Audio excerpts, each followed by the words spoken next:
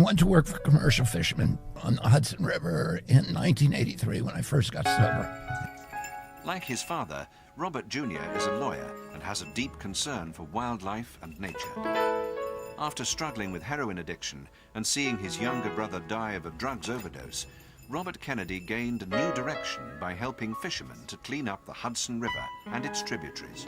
And I wanted to do something with my life that I felt drawn to, and I'd always been an outdoors person. I'd always been a fisherman and outdoors with wildlife, kayaking, and all that stuff. And I went to work for commercial fishermen on the Hudson River. We began suing polluters. They purchased a patrol boat and began patrolling the river. And we sued, while I was there, we sued over 500 polluters. We forced polluters to spend almost $5 billion on remediation of the Hudson. And today, partially as a result of our work, the Hudson is now the richest waterway in the North Atlantic. It produces more biomass per gallon, more pounds of fish per acre than any other waterway in the Atlantic Ocean north of the equator. The miraculous resurrection of the Hudson, and when I first started working on the Hudson, it caught fire.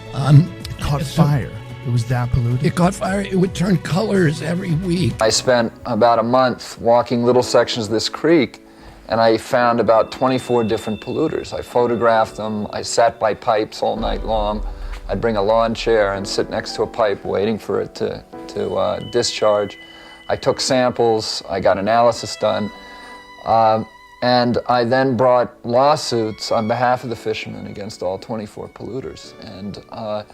And that started me, during that process, the fisherman, which is now the river keeper, asked me to come and work for them as their full-time attorney. Robert Kennedy's work cleaning up the Hudson led him to create the Environmental Law Clinic at Pace University, and a unique arrangement where law students help take polluters to court. It's the early 1960s, with an extremely vigorous, vigilant, and sophisticated environmental community that has been willing to go to war to save the river.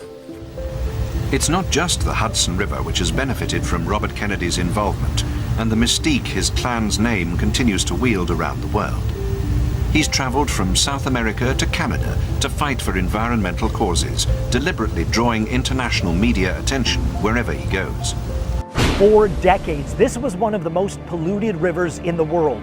Now it's clean enough that you can swim in it. Can you guess which river I'm talking about? This river was disgusting. But it wasn't until Robert F. Kennedy Jr. took industrial polluters to court and won. We have to start taking control of our own lives and saying, we are not going to let this happen anymore. And that's what we've done in the Hudson Valley. And that's why we've been able to save this river in the face of enormous industrial pressure.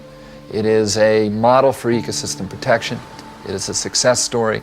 It's one that can be replicated anywhere else on Earth. If it can be done in New York, if you can make it in New York, you can make it anywhere.